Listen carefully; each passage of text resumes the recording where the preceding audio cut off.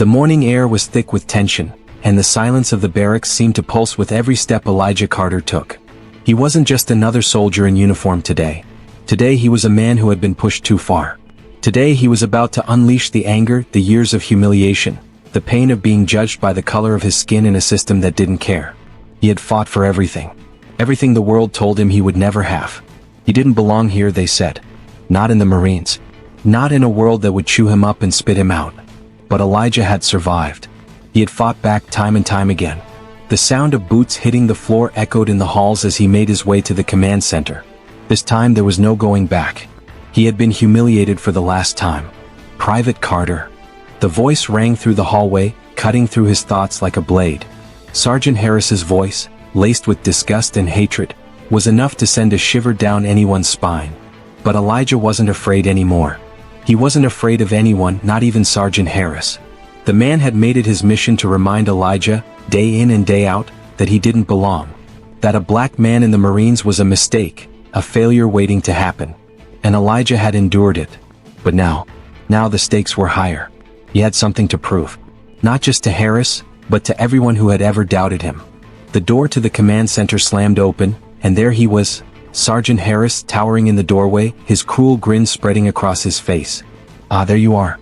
Thought I'd have to drag you here, Carter?" Harris sneered, his eyes scanning Elijah from head to toe, dismissive and cruel.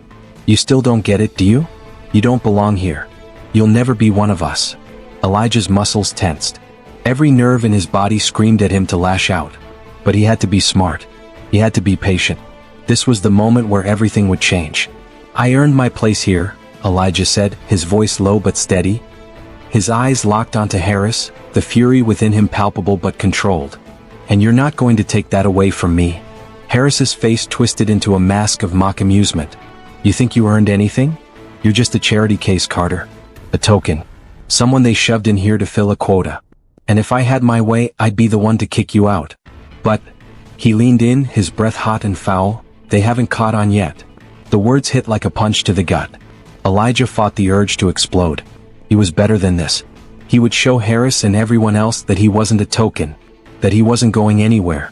"You can try to kick me out," Elijah said, his voice growing stronger with each word, "but you won't. Not today." Harris chuckled, the sound grating in Elijah's ears. "We'll see about that. I'll make sure your life here is a living hell, Carter. You'll regret crossing me. But I'll give you this." Harris paused, his grin widening. "You've got guts." Elijah stood still, his chest rising and falling with controlled breaths. He wasn't afraid of Harris's threats. He wasn't afraid of the system that tried to break him every single day. Harris's eyes narrowed as he stepped back. "Get in formation, Carter. And don't make me repeat myself again." But Elijah didn't move. He couldn't. This was no longer just about following orders. It was about standing up, about proving that he would not be crushed by the weight of their expectations. He was done being their puppet. If Elijah's story of perseverance and defiance resonated with you, subscribe to Racism Exposed and become part of the movement for justice. Stories like these need to be told. Stay with us and let's continue to expose the truth together. Elijah stood in the middle of the barracks, the tension in the air so thick you could feel it in your bones. He had been ready for this moment, but he hadn't expected it to come so soon. The confrontation with Sergeant Harris was just the beginning, but it had already set the stage for something far bigger. He had seen the way the other soldiers looked at him, some with pity, others with fear, but most with disdain. The whispers in the hallways, the sideways glances, the way people would freeze when they saw him walk into a room. He had always known it was there, the suspicion, the doubt. But today it was different. Today he wasn't going to be invisible anymore. He wasn't going to shrink. The drill field was waiting for him, the sound of boots marching in perfect synchronization filling the air as he walked toward his post. The heat of the day weighed down on him, but it didn't matter. Every step he took was a defiance, a message. He wasn't backing down. But there was something else on his mind. What would it take for the others to stand with him? Elijah knew the real battle wasn't just against Sergeant Harris. It was against the entire system that allowed men like Harris to flourish. Private Carter. The shout cut through his thoughts. It was the same voice, the same sneer. Sergeant Harris was right behind him. He turned slowly, meeting Harris's cold gaze with his own unflinching stare. "You still don't get it, do you, Carter?" Harris sneered, his lips curling. "You're nothing. A failure. I'm going to make sure everyone knows what a joke you are." Elijah didn't flinch. Go ahead, he said, his voice like steel. But know this, every word you say, every attempt to break me only makes me stronger. And you? You'll be the one who's forgotten. Harris's grin faded, his face reddening with rage. But before he could respond, Elijah turned and walked away, his back straight, his head held high. He didn't need to engage anymore. The power had shifted. The Marines might not have known it yet, but they were about to witness something they hadn't seen before. Elijah Carter was no longer just a soldier. He was a force to be reckoned with. Days passed, each one feeling like a countdown to something Elijah couldn't quite put into words. The tension between him and Sergeant Harris grew worse by the hour. Harris had tried everything: insults, intimidation, even outright violence. But none of it had worked. Elijah had remained unyielding, refusing to be broken. But there was a storm brewing on the horizon, and Elijah knew it was only a matter of time before it would break. It happened during a routine inspection. Harris called Elijah to the front, in front of the entire squad, and with a malicious smirk, told him to perform a perfect drill or face consequences. Elijah was determined to show him up, to expose the man for the coward he was, but as he executed his movements, something went wrong. The smallest mistake, an incorrect step, a half-second misstep, was all it took for Harris to pounce.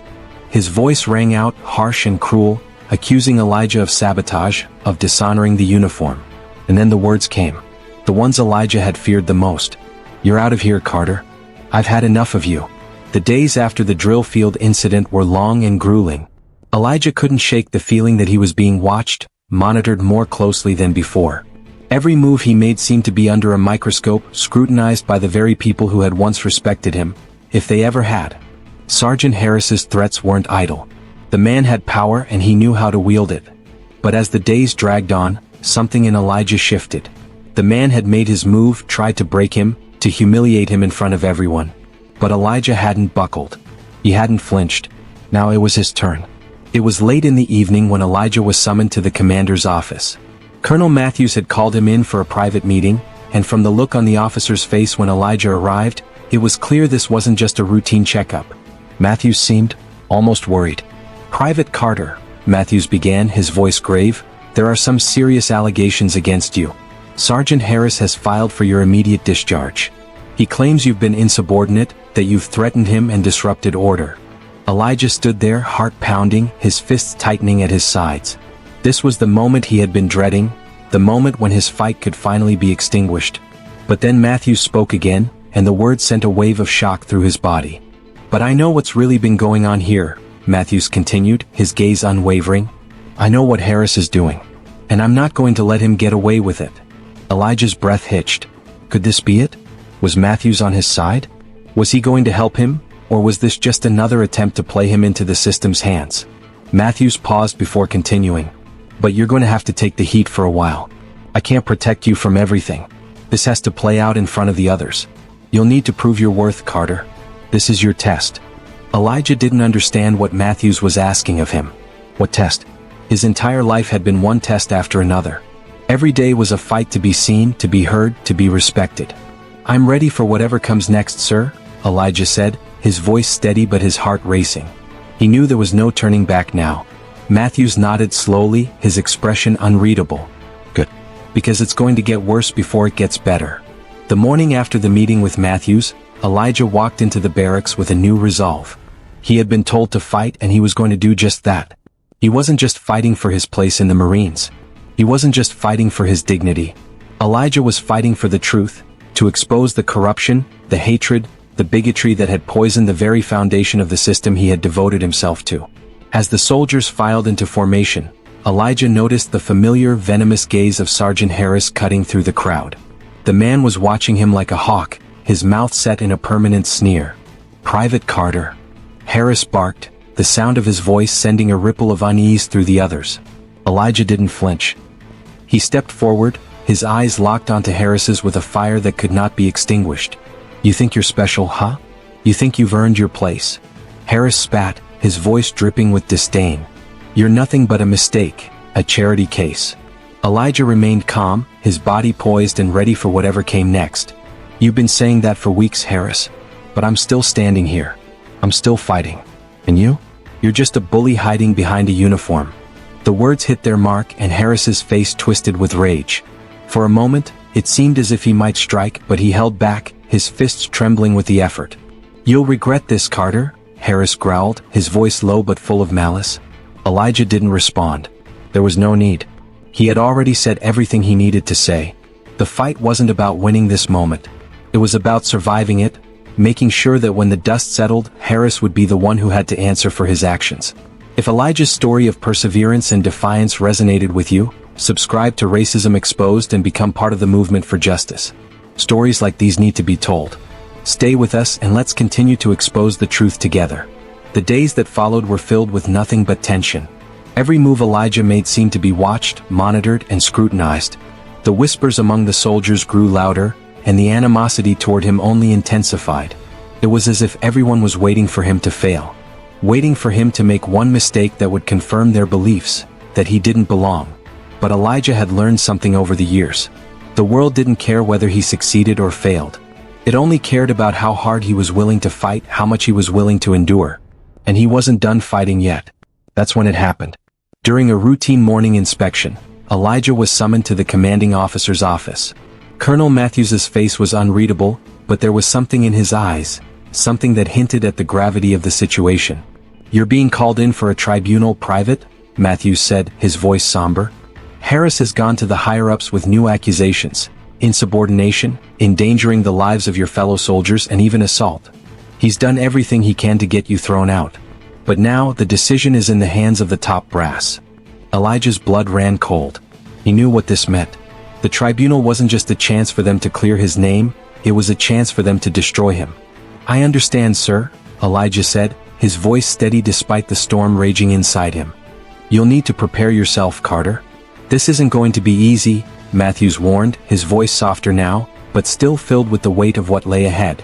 Elijah nodded, his mind already working. He wasn't going to let this happen. Not now. Not after everything he had fought for. The tribunal was unlike anything Elijah had ever experienced. The room was filled with high-ranking officers, their faces cold and indifferent as they stared at him. Harris stood at the front, a smug look on his face as he presented his case.